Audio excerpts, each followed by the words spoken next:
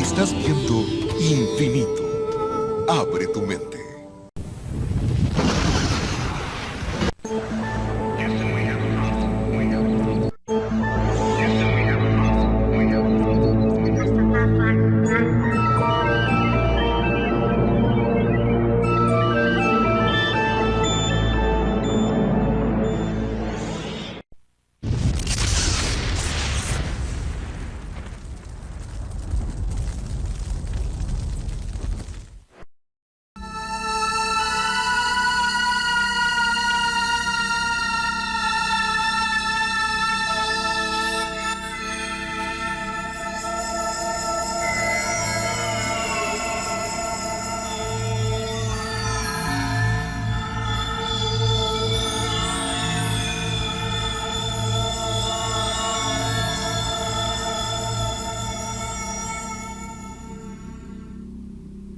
Este es nuestro hogar, nuestro mundo. En él nacemos, sentimos, amamos, luchamos y en él morimos. Más allá, el cielo, el dilatado vacío que cada noche se adorna con millones de estrellas. Es entonces cuando este planeta más se asemeja a una isla perdida en el océano, en el más ilimitado de los océanos. No es extraño que el hombre antiguo considerase a la Tierra como el centro de todo y pensara que esas pequeñas luces de la noche no eran otra cosa que un adorno puesto ahí por el capricho de los dioses.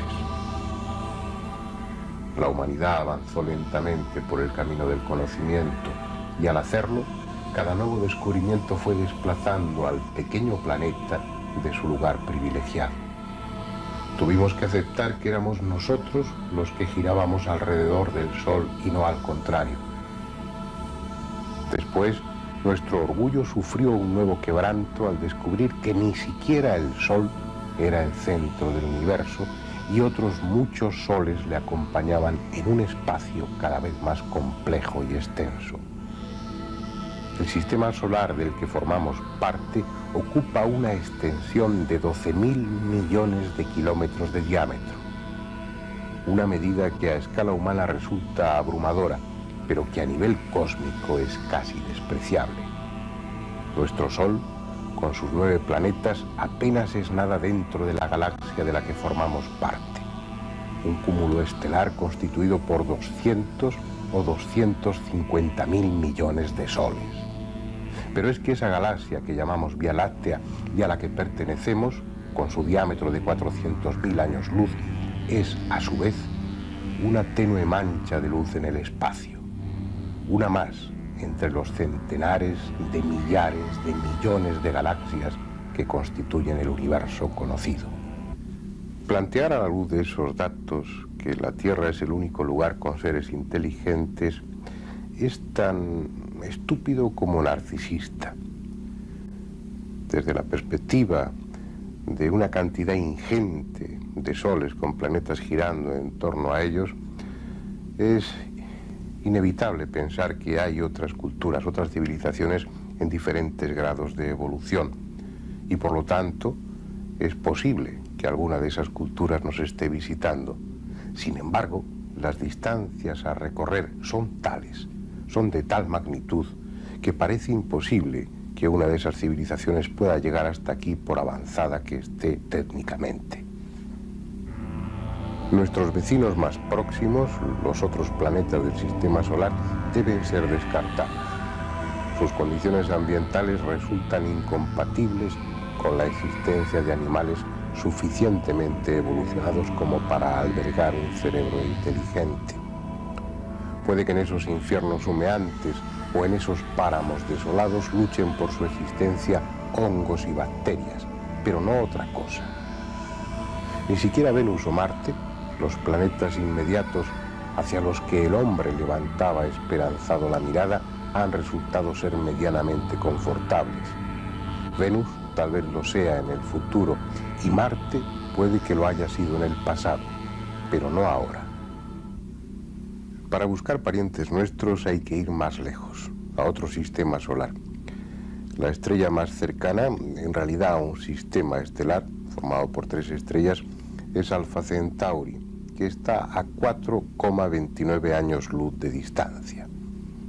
Vamos a suponer que en ese sistema exista un planeta habitado.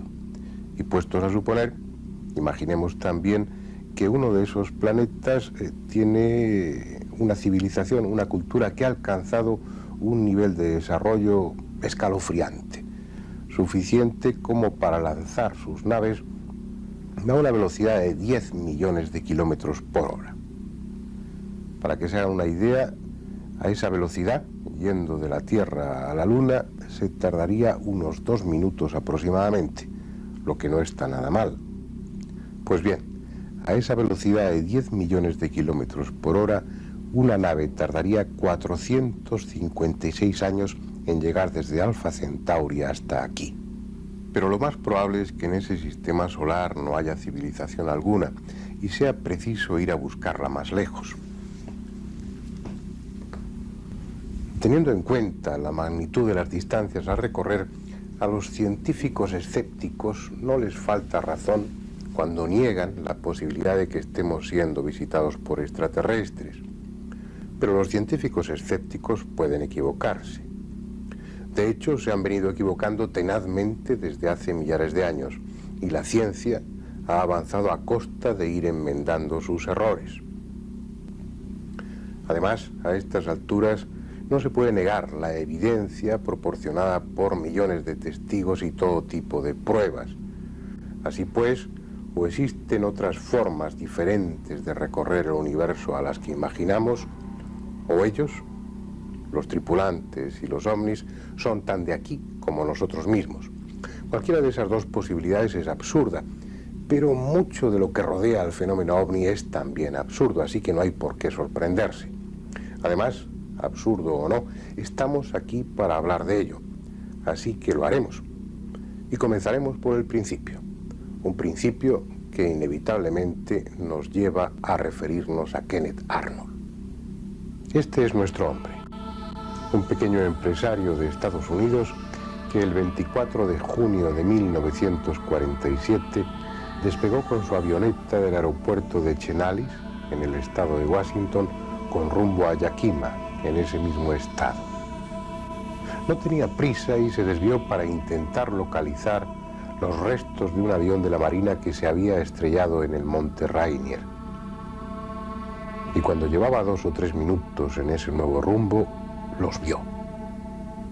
Eran 9 objetos brillantes que volaban en dirección norte-sur a una altura de 3.000 metros. En un principio pensó que se trataba de un nuevo tipo de aviones sin timón de cola, pero al realizar una maniobra de giro, los 9 objetos mostraron su auténtica forma, casi circular, y la ausencia de hélices o de toberas. Ese día se acuñó el término platillos volantes, que tanto molesta a algunos ufólogos, pero el término no surgió para describir la forma, sino por algo diferente.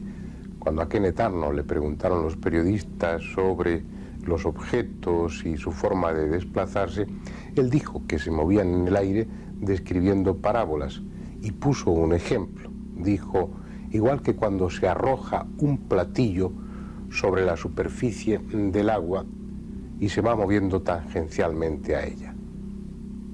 La forma de esas naves, tal como Arnold las describió, era algo diferente a la de un platillo, con una parte delantera circular y ligeramente triangular por detrás. Probablemente tampoco esa descripción fue del todo exacta, porque unos días después, el 7 de julio de 1947, otro norteamericano, William Rhodes, fotografió un ovni muy parecido, y cuando Kenneth Arnold publicó un inevitable libro sobre su experiencia, los ovnis que ilustraban la portada eran como el que fotografió Rhodes. Pero aunque el testimonio de Arnold figure el primero en la historia actual del fenómeno ovni por la gran difusión que alcanzó, lo cierto es que otros los vieron antes. Por ejemplo, 3 días atrás, el 21 de junio de 1947, se vieron 6 objetos volantes no identificados sobrevolando la isla de Maury, en el estado de Washington, y también ese mismo día los vieron en el estado de Oklahoma. Y el día 24, cuando Arnold vio los suyos, Hubo otro testigo, Free Johnson, que siguió con su telescopio las evoluciones de 6 ovnis sobre los montes Cascadas, a unos 200 kilómetros del monte Rainier. Para el caso poco importa quién fuera el primero. De hecho, ya habían sido vistos antes por numerosos testigos. Lo que pasa es que su origen se atribuía a otras razones. Por ejemplo, eso fue lo que sucedió en Los Ángeles la noche del 25 de febrero de 1942.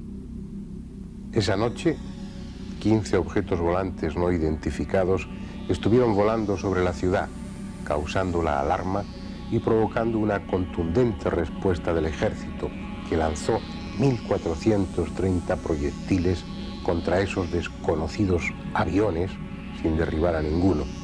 En la fotografía se ve a 2 de los objetos iluminados por los reflectores y junto a ellos las explosiones de los proyectiles antiaéreos lanzados. En el informe enviado por el jefe del Estado Mayor al presidente Roosevelt se dejó constancia del total desconocimiento sobre la naturaleza y origen de aquellos 15 objetos que sembraron el pánico, pero que no mostraron actitud belicosa alguna ni respondieron al ataque con que fueron recibidos. Entre las apariciones de ovnis anteriores a 1947, las más célebres las constituyen las de los Foo Fighters, las bolas de fuego, que se dejaron ver sobre Europa durante la Segunda Guerra Mundial. Se trataba de unas esferas luminosas de poco menos de 1 metro de diámetro que evolucionaban en torno a los aviones durante sus misiones bélicas. Los aliados pensaban que se trataba de un arma secreta de los nazis, y los nazis pensaron lo contrario, que se trataba de un arma secreta de los aliados. El final de la guerra vino a demostrar que ni unos ni otros eran los responsables de aquellas misteriosas esferas luminosas, sino que se trataba de algo cuyo origen se desconocía. De aquella época se conservan 2 fotografías, 2 viejas fotografías ya clásicas, en las que pueden verse, aunque no muy perfectamente, a esos Foo Fighters junto a los aviones de guerra. Esta es de 1944. En primer término, un avión alemán que volaba sobre Austria en una misión de reconocimiento, y más arriba, como un fantasma, el Foo Fighter que estuvo evolucionando en torno al avión. Esta es de 1945. Se aprecian las formas inconfundibles de 2 Stuka alemanes y entre ellos 2 de esas esferas luminosas. Este tipo de ovnis se han seguido viendo desde entonces, a veces en el interior de las casas, atravesando las paredes, como si en efecto se tratara de esferas de energía sin soporte material alguno. De lo que se trata ahora es de dejar constancia de que, aunque el caso de Kenneth Arnold figure como el primero en la historia de los ovnis, ya antes que él hubo otros testigos y hubo otros casos de ovnis. Lo que sí se puede decir es que la del año 1947 fue la primera auténtica oleada de ovnis que ocupó a los medios de comunicación y que preocupó a las autoridades. Los ovnis se dejaron ver en esos días como si quisieran hacer una exhibición, un alarde de su presencia en nuestro mundo. Evolucionaron descaradamente ante millares de testigos, acompañaron a aviones civiles y militares durante horas y, lo que resultaba más preocupante, sobrevolaban impunemente bases del ejército que hasta ese momento eran altamente secretas. Casi a diario, los periódicos de Estados Unidos recogían en sus páginas el testimonio de innumerables personas que habían visto o fotografiado platillos volantes. La cuestión era si tales artefactos podían atribuirse a alguna nación de este mundo, y aunque atípicas, esas fuesen misiones de reconocimiento con vistas a un posterior ataque o a una invasión. Regresaremos con más Infinito OVNI.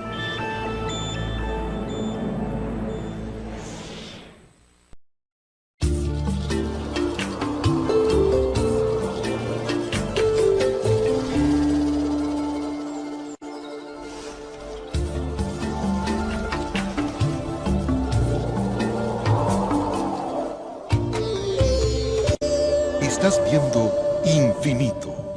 Abre tu mente. Continuamos con Infinito OVNI.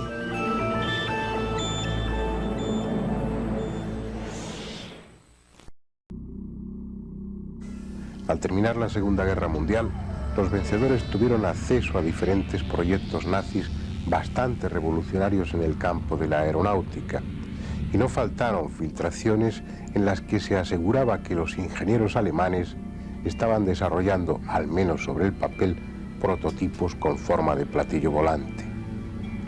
Este dibujo corresponde a uno de ellos, la peonza voladora Des Rieber. Según se afirmó entonces, tenía un diámetro de 14 metros y un peso de 3 toneladas. Estaba provisto de 5 motores. 3 de ellos, los que movían las aspas, tenían un empuje de 900 kilos cada uno, y los 2 más grandes, los que desplazaban al vehículo, proporcionaban 5.000 kilos de empuje entre ambos. Según se dijo, la peonza volante podía alcanzar los 4.200 kilómetros hora de velocidad. Este prototipo, como el plato volador de Miete o el V7, probablemente nunca existieron. Un análisis de los datos técnicos y varias contradicciones en las fechas de fabricación y las de las pruebas sugieren que tales modelos son una invención y que en el mejor de los casos no pasaron del tablero de dibujo. Existiesen o no tales prototipos, lo cierto es que algunos ingenieros aeronáuticos se sintieron tentados por la forma circular, diseñando aparatos de curioso aspecto que podrían, tal vez, haber sido confundidos con ovnis. Este es la tortilla volante. Se fabricaron 2 versiones, la V173 y la XF5U1.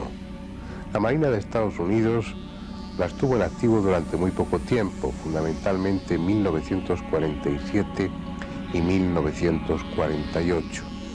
No dieron el resultado pretendido y fueron sustituidas por otros aparatos de línea más convencional y más operativos.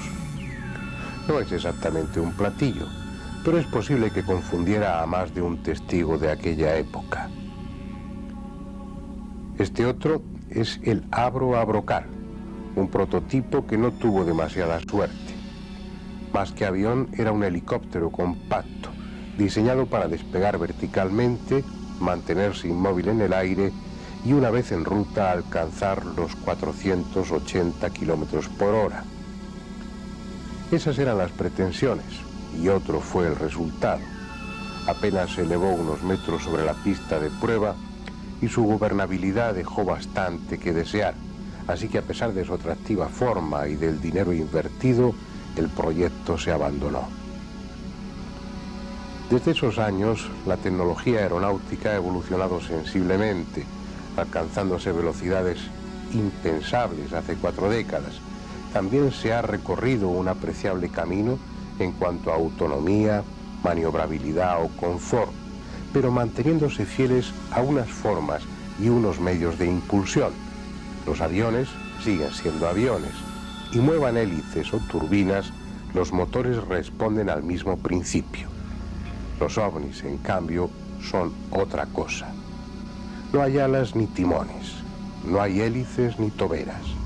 Nada interrumpe su bruñida superficie.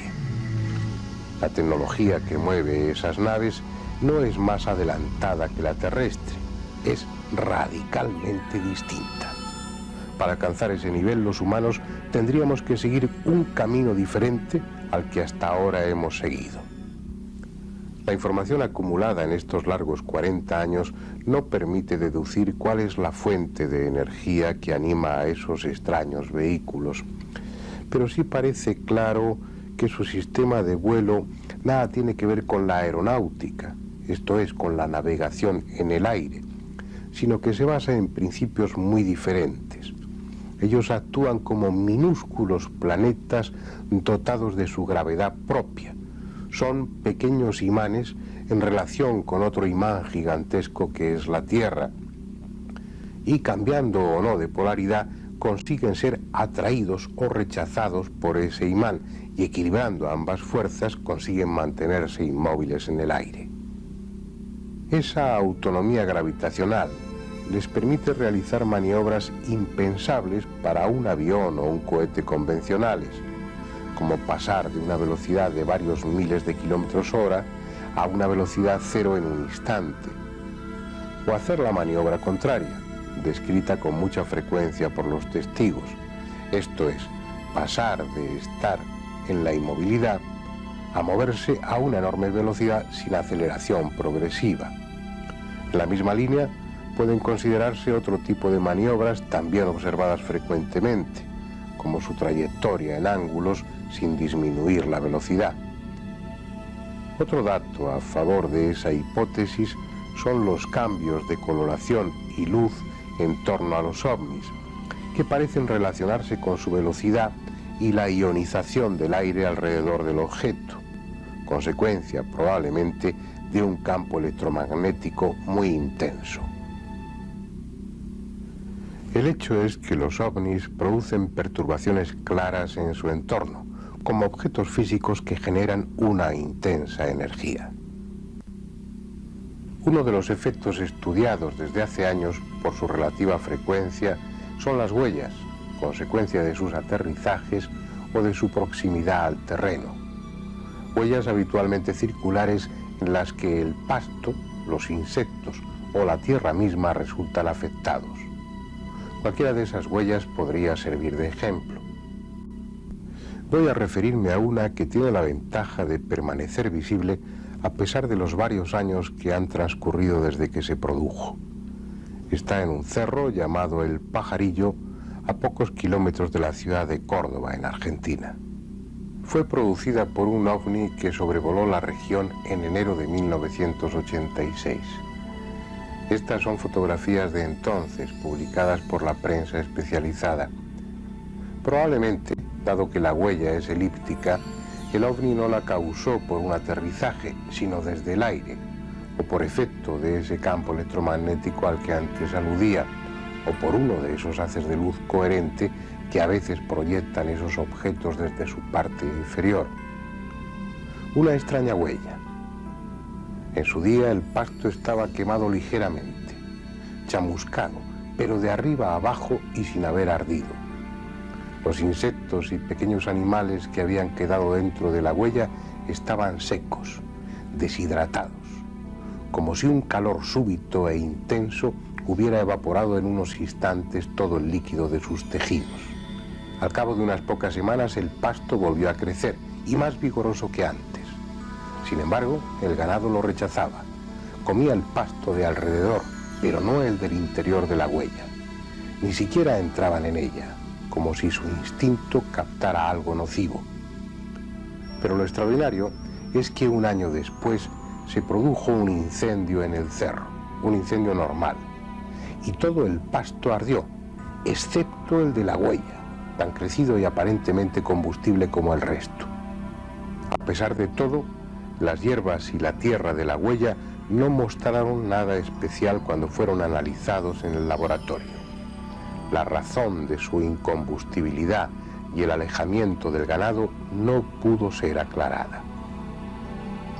Cuando estuve allí habían transcurrido casi 4 años desde que se produjo la huella, desde que el ovni dejó aquella elipse sobre el cerro. No se diferenciaba del resto del pasto de aquella zona nada más que por el color, ligeramente más claro en el interior de la huella, pero ya el ganado no la rechazaba. De hecho, mi propio caballo estuvo caminando por el interior de la huella con toda tranquilidad. Sin embargo, algo diferente seguía ocurriendo. El ingeniero de sonido y yo comprobamos que en el interior de esa elipse, de esa huella, solo en el interior de ella, se producían interferencias en la pequeña emisora del micrófono. Todo indica que 4 años atrás aquella zona había estado sometida a un campo electromagnético de una intensidad extraordinaria. Sin embargo, aunque llamativos, esos hechos del Cerro Pajarillo apenas son nada comparados con otros efectos físicos que acompañan a la presencia de los ovnis. Efectos físicos que en ocasiones pueden llegar hasta dejar a oscuras a millones de personas. Eso es lo que probablemente sucedió un día muy especial, hace más o menos 25 años, el 9 de noviembre de 1965.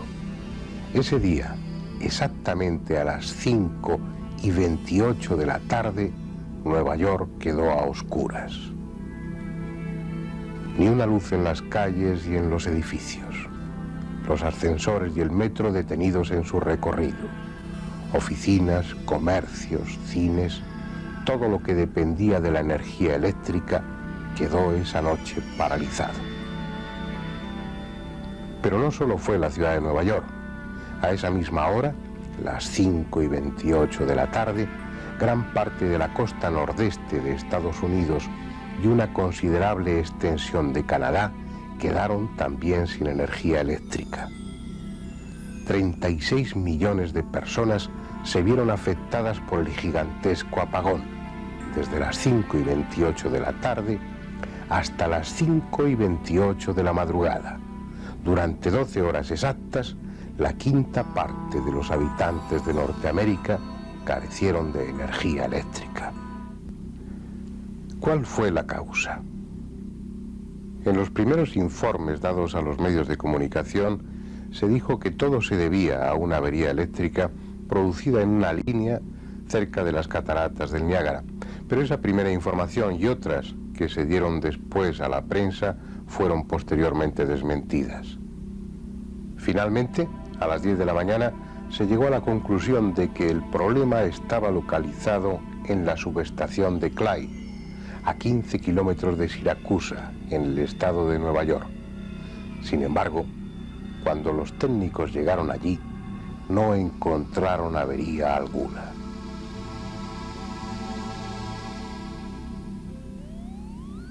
A pesar de todo, es posible que fuera en ese lugar donde se inició el problema. Unos instantes antes del apagón, un piloto privado, Wilson Ross, que se aproximaba a Siracusa para aterrizar, vio justo cuando estaba sobrevolando las líneas eléctricas inmediatas a la subestación de Clyde, una enorme bola roja muy brillante, de unos 30 metros de diámetro, que se desplazaba sobre el tendido eléctrico. Al mismo tiempo, Robert Walsh, un delegado de la Agencia Federal de Aviación, contemplaba desde otro ángulo la misma esfera roja. En total hubo 5 testigos que vieron un objeto volante no identificado sobrevolando las líneas eléctricas junto a la subestación de Clyde, donde según los técnicos se inició la avería. No puede afirmarse rotundamente que los ovnis fueran los responsables del apagón. Sin embargo, todo parece indicarlo.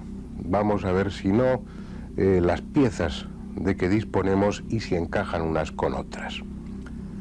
Primero, el apagón dura exactamente 12 horas, ni un minuto más ni un minuto menos, desde las 5:28 de la tarde hasta las 5:28 de la madrugada.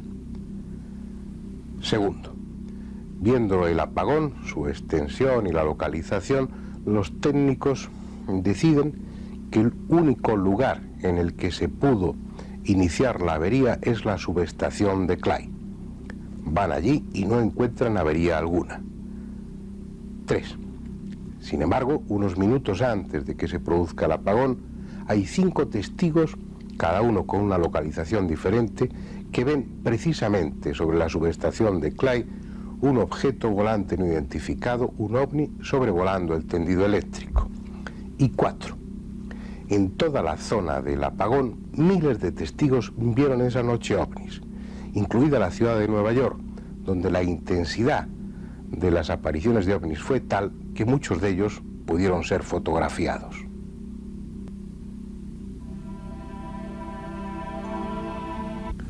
Fueran o no los responsables del célebre apagón, lo cierto es que los ovnis fueron los auténticos protagonistas de esa jornada, porque estuvieron en todos los lugares y en todos los momentos más importantes.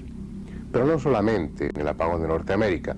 Durante esas semanas de noviembre y diciembre de 1965, muchas ciudades del mundo, desde Finlandia hasta Argentina, sufrieron averías eléctricas igualmente extensas e igualmente inexplicables, que también se caracterizaron por la presencia descarada de los ovnis. Si fue algo intencionado o simplemente accidental, nadie puede ya saberlo, pero en cualquier caso se trata de fenómenos que se relacionan con el bien conocido efecto electromagnético producido por la proximidad de un ovni, algo que induce a pensar en ellos como máquinas y no como alucinaciones. Máquinas prodigiosas, desconcertantes, pero tan materiales y tangibles como cualquiera de nuestros aviones. En los centros de seguimiento y control aéreo lo saben bien. Esas naves de origen desconocido, tan ajenas a nuestra técnica y que, según muchos, proceden de lejanos rincones del universo, han dejado sobre las pantallas de radar sus inquietantes huellas. En la mayoría de los casos en que aviones civiles o militares se han encontrado cerca de un ovni, hay que añadir al testimonio de las tripulaciones el otro testimonio frío y objetivo de las pantallas de radar, donde el objeto volante no identificado ha dibujado su trayectoria. No son imágenes holográficas ni fantasmas fabricados por el inconsciente colectivo, como sugieren algunos. Son, al menos en la mayoría de los casos, máquinas. Máquinas que vuelan, aunque al hacerlo vulneren los principios de la física que conocemos y nada tengan que ver en sus maniobras con las leyes que rigen nuestra aeronáutica. Son máquinas y como tales responden a unas formas y a unas líneas. Regresaremos con más Infinito OVNI.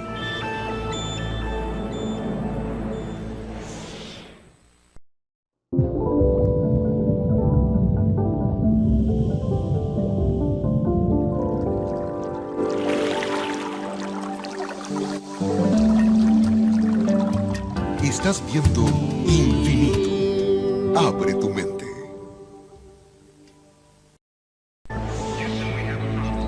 Continuamos con Infinito OVNI.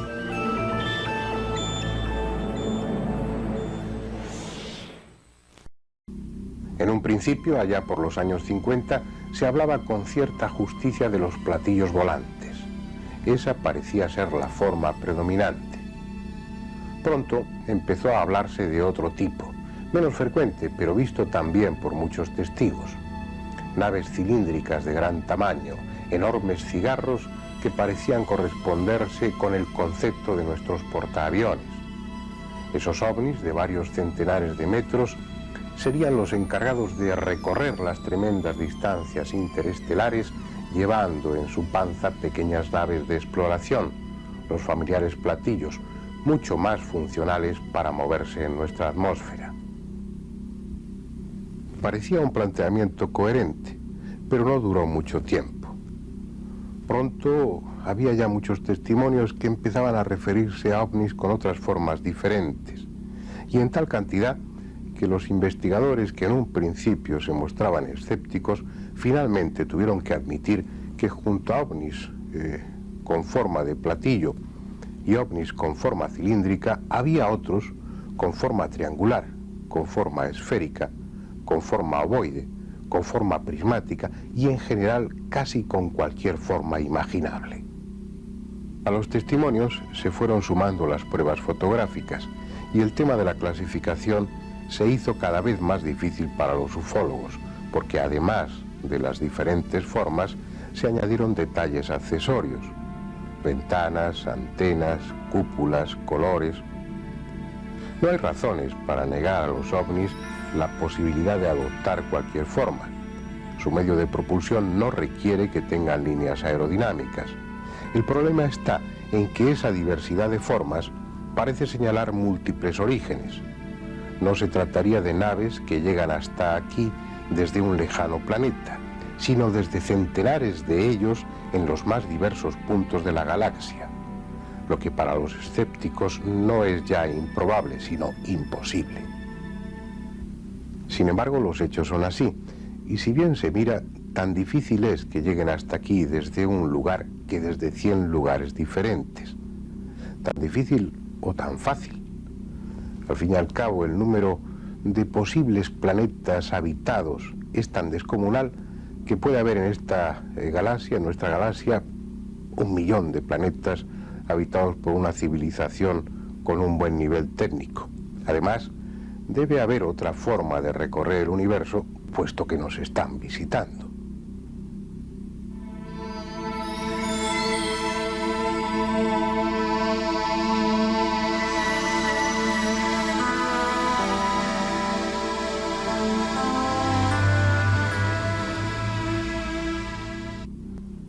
Aceptemos, pues, como los hechos sugieren, que vienen desde muy diferentes lugares a bordo de sus máquinas movidas por una energía que desconocemos y fabricadas con materiales igualmente extraños, pero máquinas al fin. Sin embargo, ¿cómo entender que una máquina pueda transformarse en vapor o simplemente desaparecer como si nunca hubiera existido? Vamos a verlo con unos cuantos ejemplos que ya son clásicos. Esta secuencia fotográfica es la de Rex Eflin, un inspector de carreteras que estuvo muy cerca de un ovni el 3 de agosto de 1965 en Santa Ana, California. Las 3 primeras fotografías las obtuvo desde dentro de la cabina del camión. Luego el objeto desapareció de su campo visual y Eflin descendió del vehículo, pero el objeto ya no estaba. En su lugar había un anillo de humo negro que fotografió también. Esta otra serie es aún más desconcertante. Fue obtenida el 9 de septiembre de 1957 en Fort Belvoir, en Estados Unidos. Se trata de un anillo que fabrica en torno a sí una nube, como si su pretensión fuera la de camuflarse. Al cabo de unos minutos, la transformación se había completado y la falsa nube ascendió hasta unirse a las nubes normales y confundirse con ellas. Si a estos 2 casos unimos otros muchos testimonios en los que se describen nubes solitarias de formas sospechosas que iban a buena velocidad, dejando incluso una tenue estela, o se movían en dirección contraria al viento, o al revés, se mantenían inmóviles mientras el resto de las nubes se desplazaban, podría concluirse en que entre las muchas capacidades de los ovnis está la de tomar la apariencia de una nube. Otras veces los testimonios se refieren a cosas más sorprendentes, a ovnis que desaparecen de un instante para otro, ovnis que están ahí, balanceándose suavemente, y en una fracción de segundo ya no están, han desaparecido, como si hubieran pasado a otra dimensión. Y es eso lo que quizás explique cómo recorren las inmensas distancias del universo, prescindiendo del espacio y del tiempo, atravesándolos limpiamente. Es probable que ellos hagan uso de lo que nuestra ciencia empieza a plantearse respecto a universos paralelos, agujeros de gusano, pasadizos de tiempo, conceptos explicables en lenguaje matemático, pero inalcanzables para nuestra mente, adaptada a una visión tridimensional del mundo. Comenzamos a intuir que el universo es algo muy diferente a lo que hasta ahora imaginábamos, pero es tanto el camino que aún falta por recorrer que solo los necios pueden atreverse a decir lo que es o no es posible. Nos guste o no, parece evidente que ellos están aquí a bordo de sus naves, y si es así, enlazamos con lo que les decía al principio: o han estado aquí siempre, o existen otras formas de recorrer el universo mucho más fáciles de lo que imaginamos. Pero llevamos varios minutos hablando de ellos y aún no nos hemos planteado cuál puede ser su aspecto. Nuestros autores de ciencia ficción se los imaginaron de las más diversas formas, casi siempre horrendas. Al fin y al cabo, los terrestres sentimos también xenofobia y tendemos a suponer que solo por serlo, lo desconocido es potencialmente peligroso. Si a ello unimos nuestro ya conocido narcisismo, nos parecerá inevitable que lo extraño, lo lejano, además de malo, ha de ser necesariamente feo y desagradable. Eso es al menos lo que se reflejaba en los relatos de ciencia ficción hasta hace unas pocas décadas.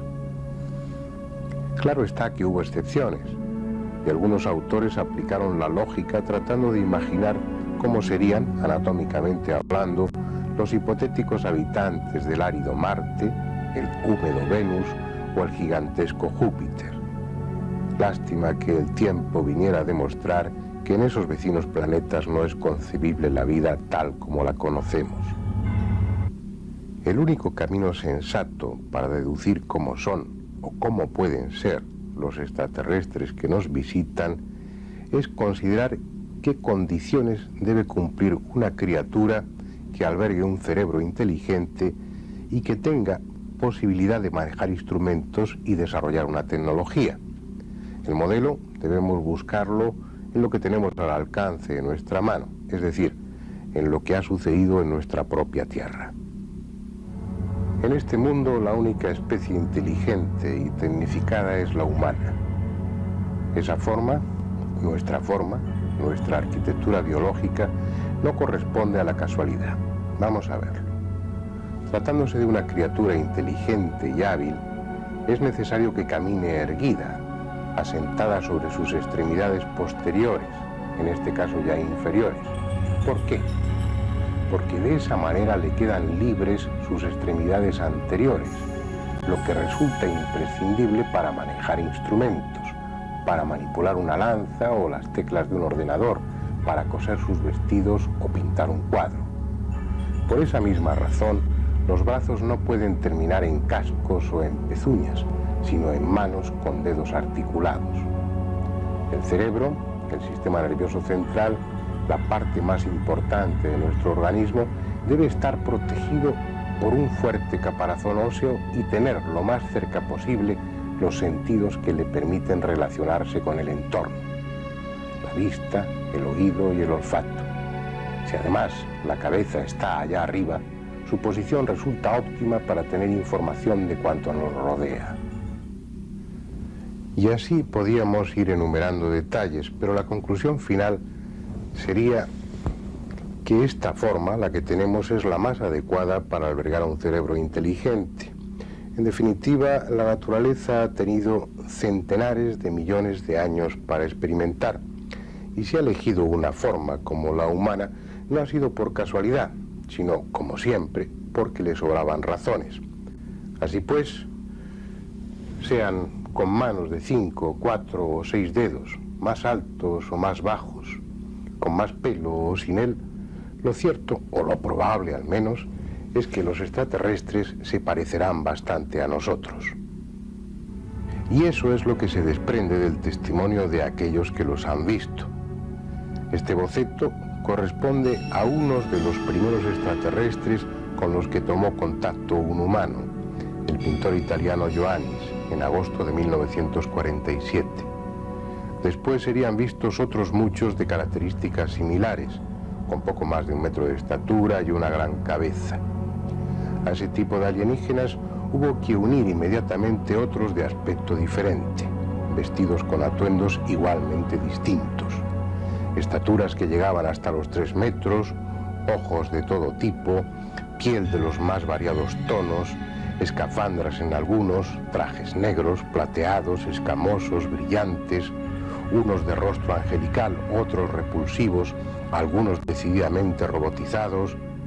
En pocos años hubo material suficiente para intentar una clasificación, y se han hecho muchas.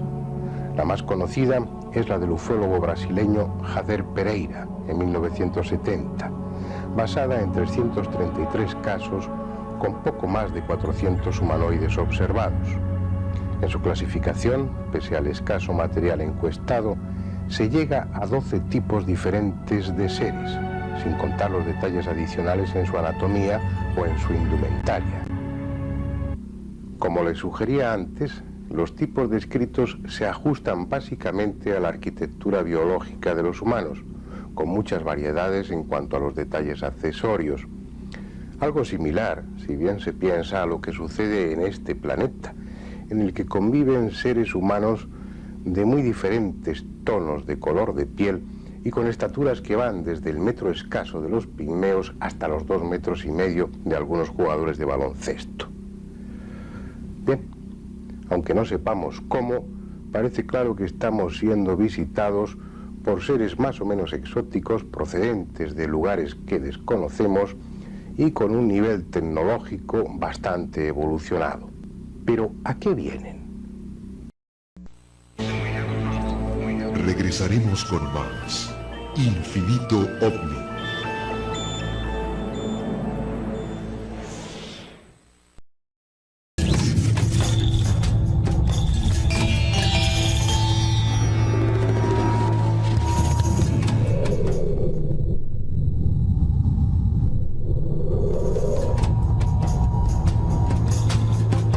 Estás viendo Infinito. Abre tu mente.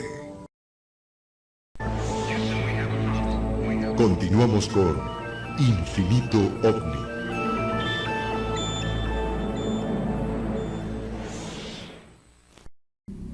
Es evidente que no ha invadirnos. Su tecnología es tan abrumadoramente superior a la nuestra que no tendrían dificultad alguna para conquistarnos si quisieran.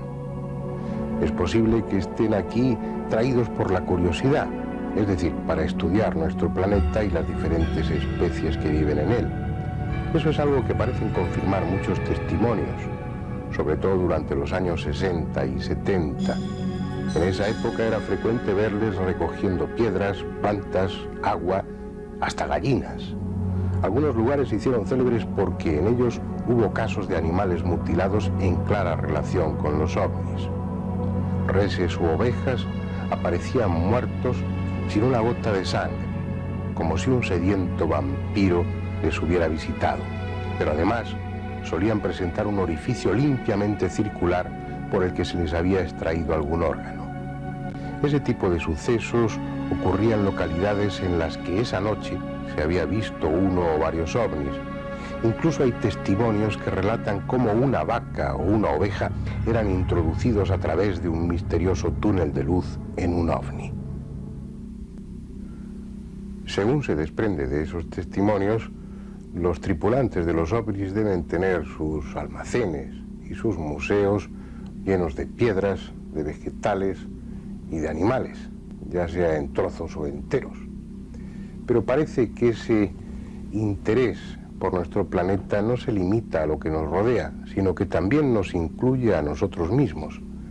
Y son bastante frecuentes los casos en los que personas, y no animales, son raptadas temporalmente, introducidas dentro de una de esas naves en lo que se ha dado en llamar abducciones. Este hombre es Pere Ribalta y Puig.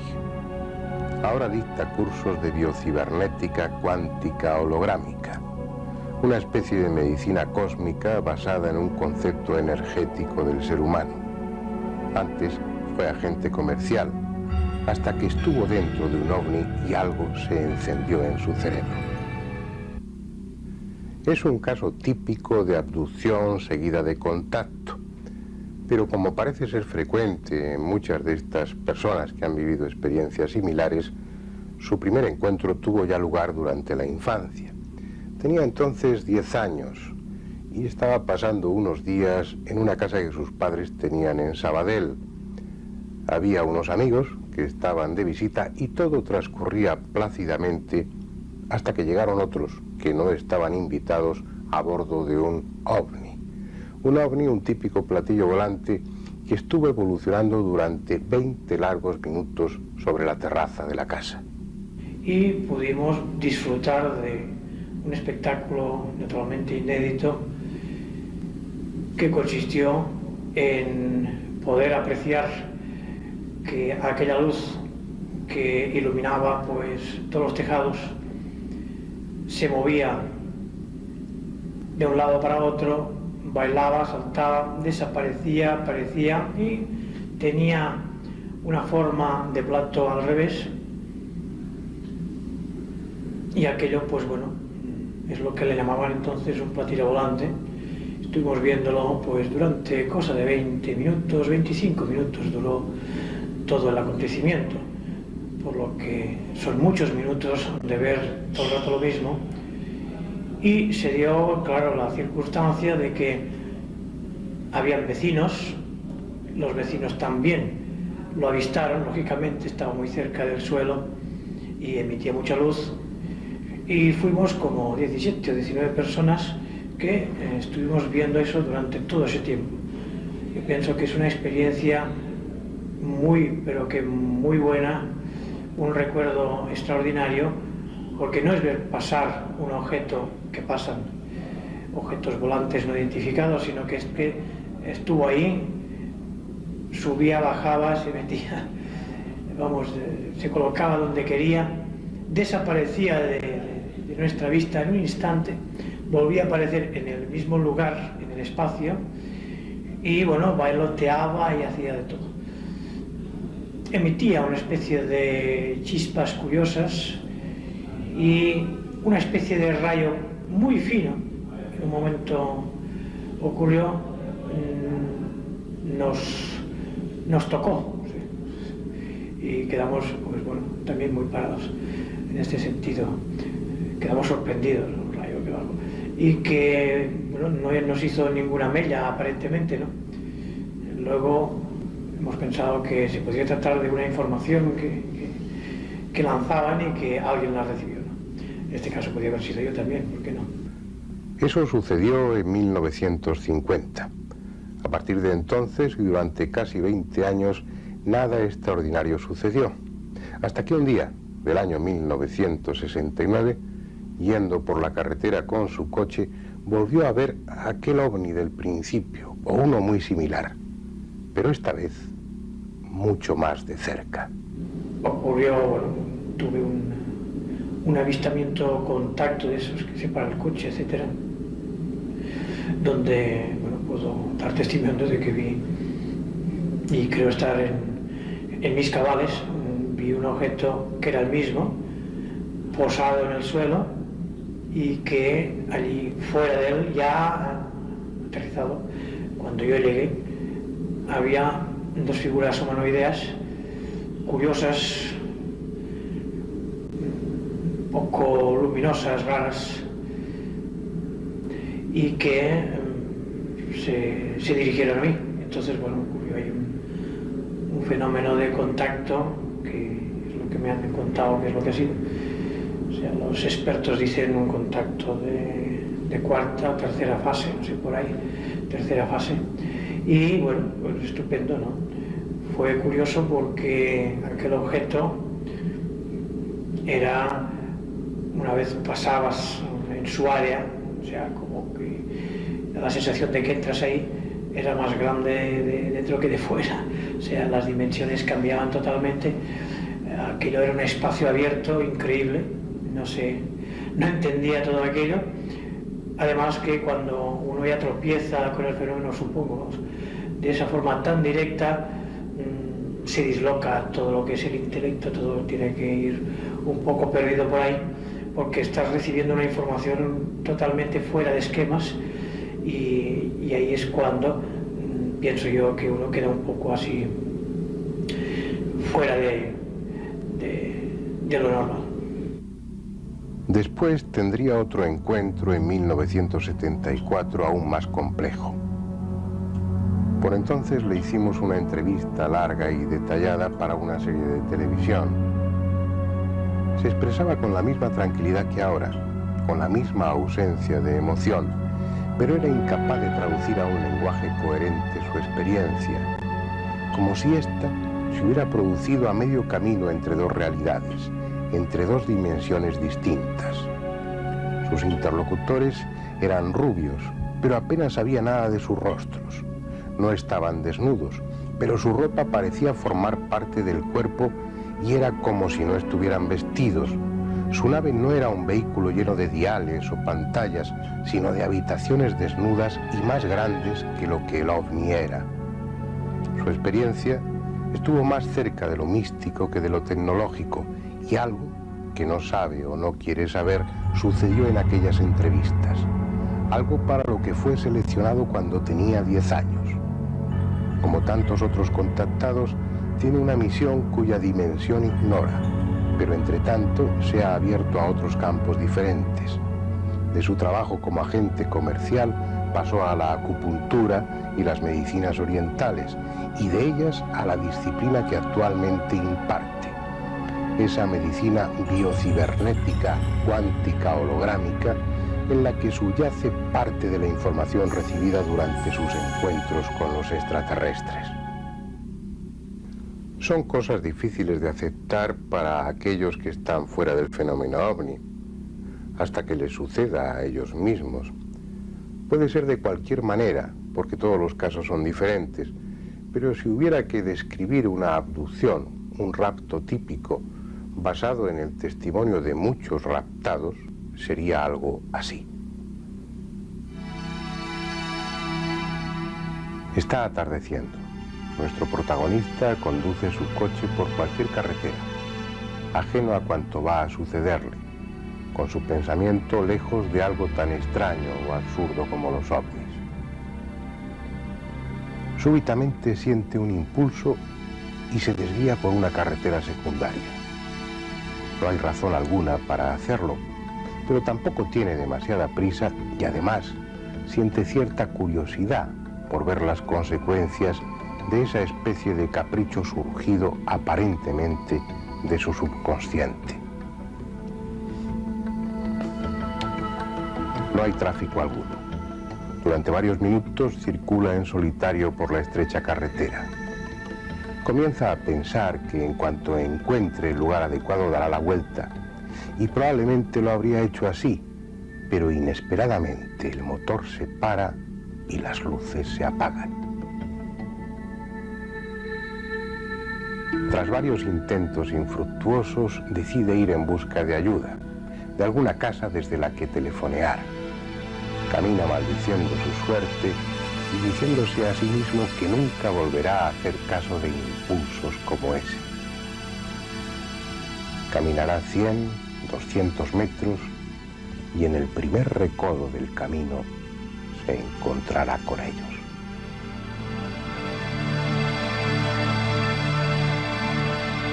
En su interior se encenderá una alarma avisándole que está frente a algo extraordinario y desconocido. Su primer impulso será echar a correr, pero inmediatamente y contra toda lógica, la alarma interior queda muda y es sustituida por un sentimiento de paz, por una cálida confianza hacia aquellos extraños seres que parecen estar esperándole. Y dócilmente se irá con ellos hacia la nave.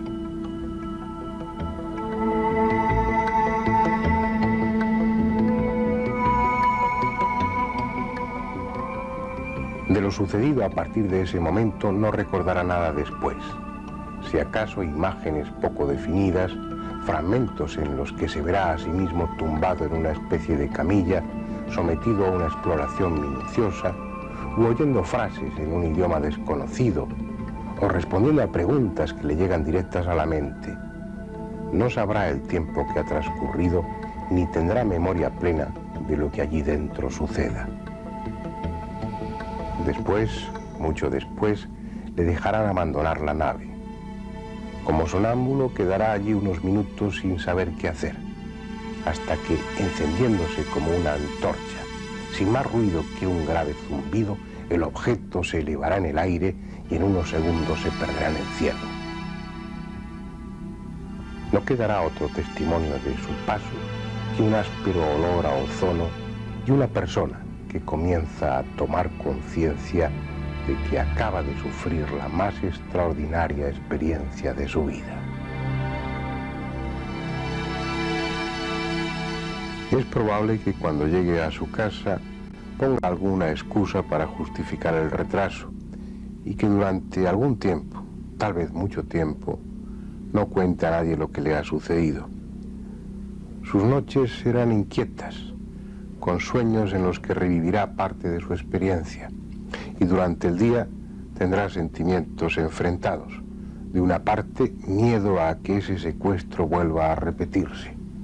De otra parte, sentirá cierto orgullo por haber sido un elegido, por poseer información de primera mano sobre un tema tan debatido y sobre el que tanto se ha escrito.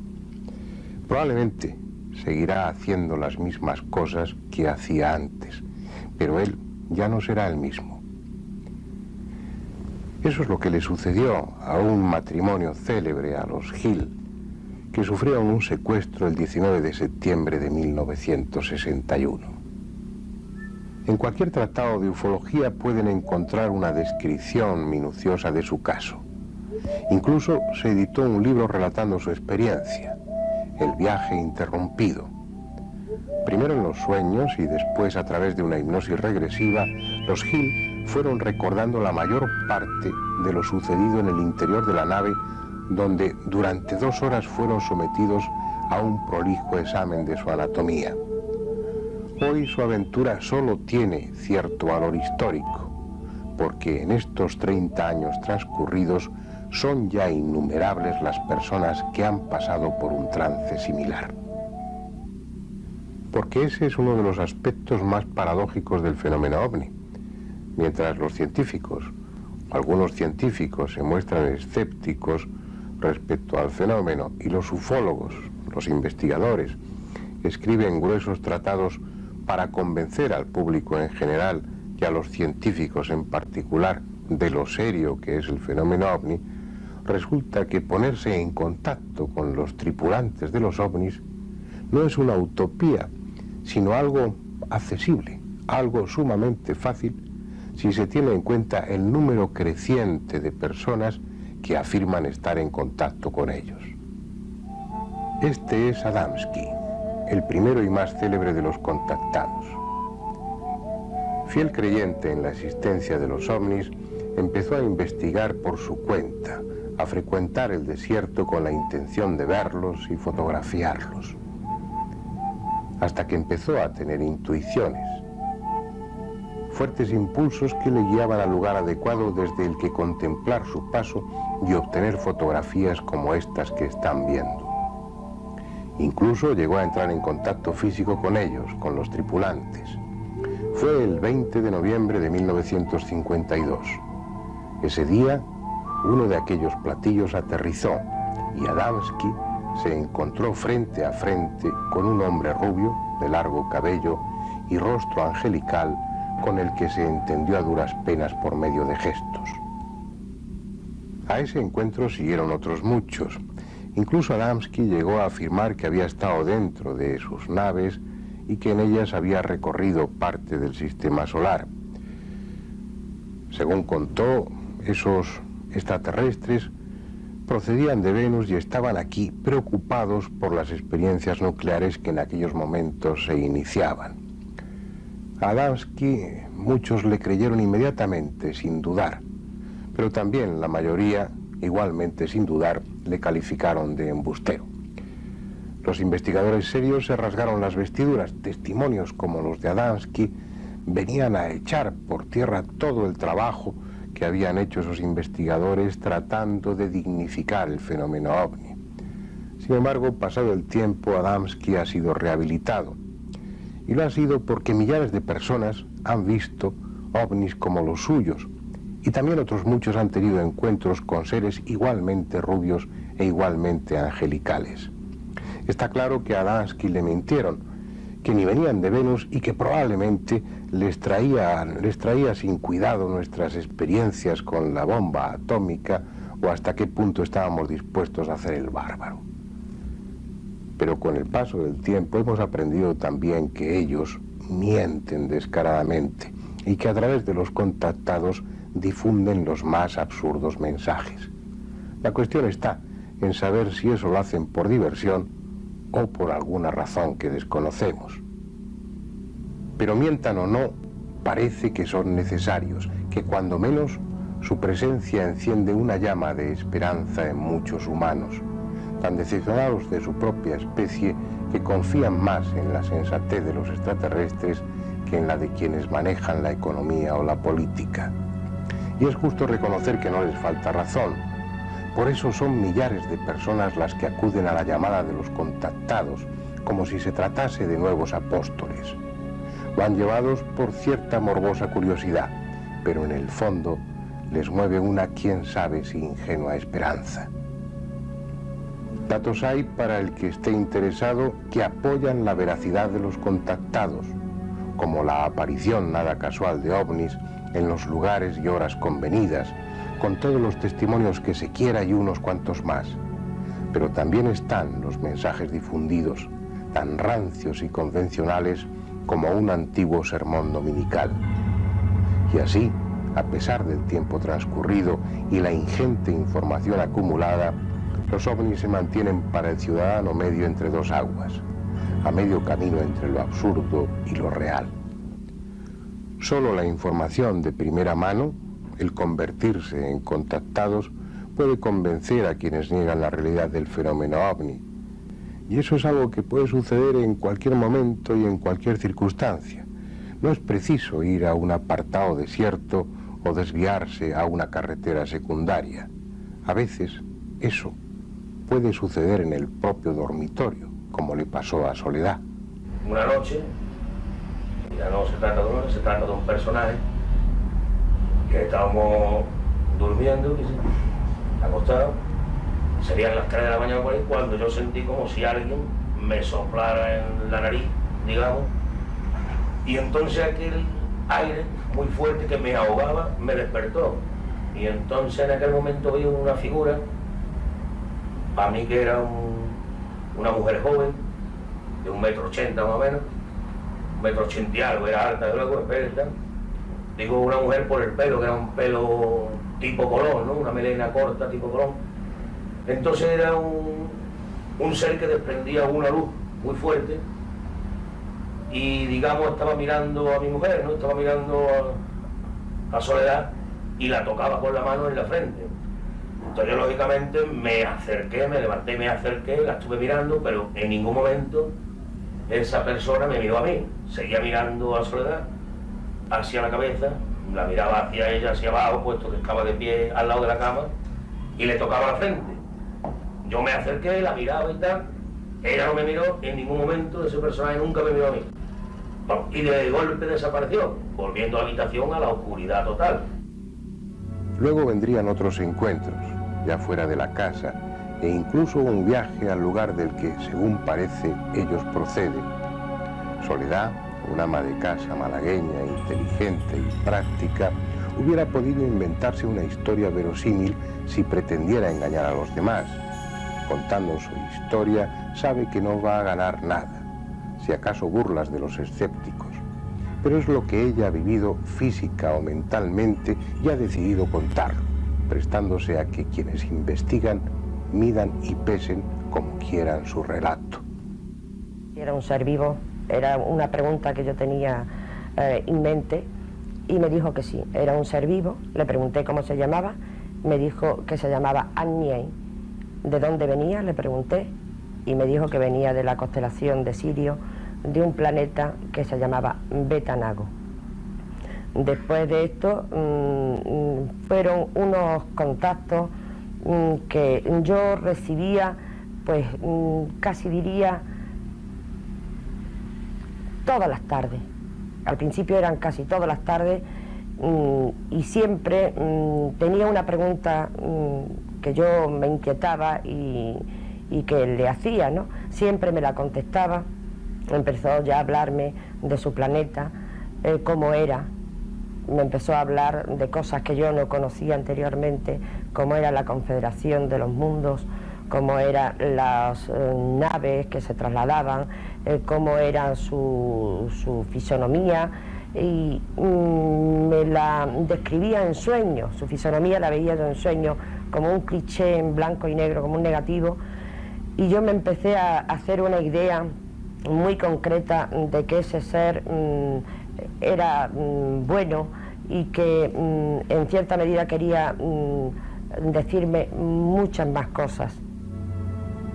Soledad, como otros contactados, ha vencido sus reparos, si es que los tuvo, y hace público su caso, pero la mayoría guarda silencio. Los que nos ocupamos de estos temas somos confidentes de muchas experiencias parecidas que no divulgamos porque así se nos ha dicho.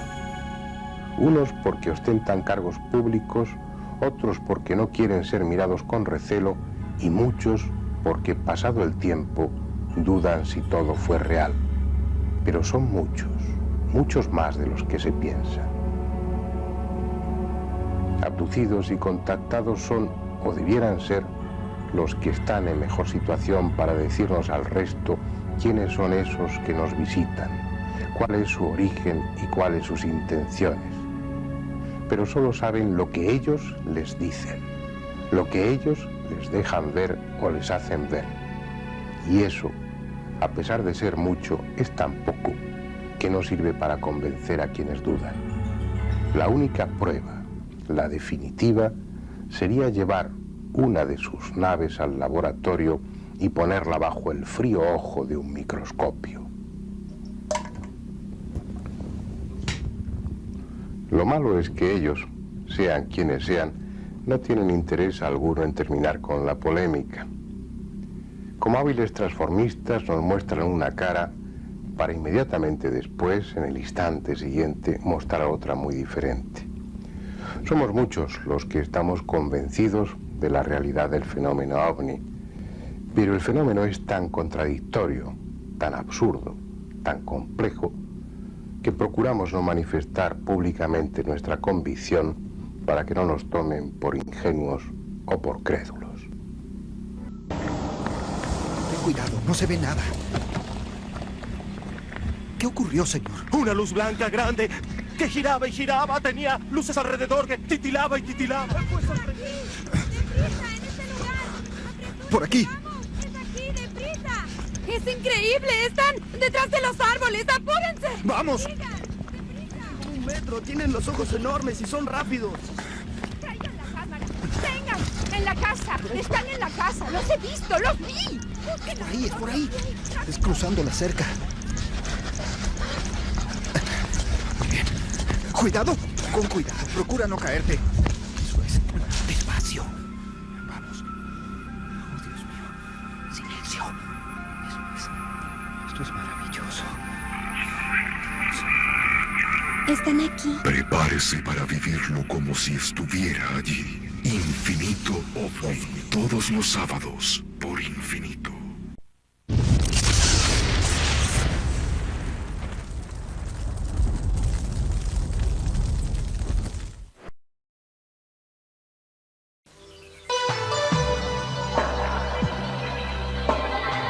Usted está viendo Infinito. Infinito. Señal del nuevo milenio.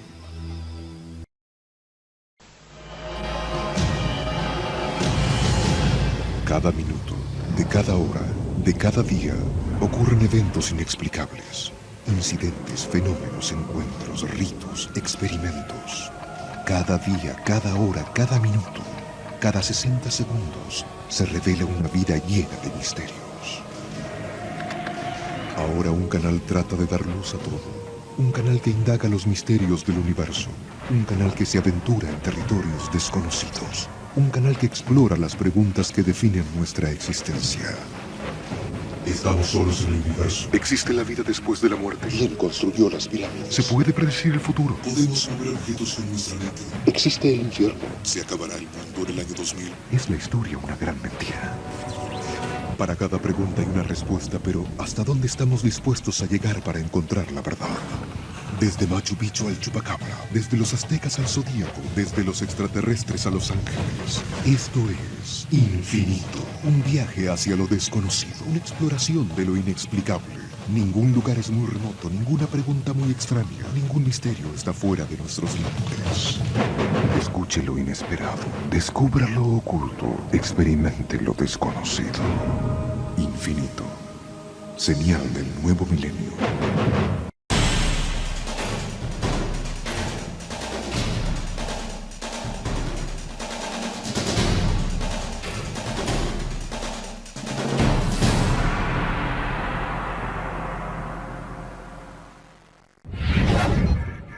Infinito. Abre tu mente.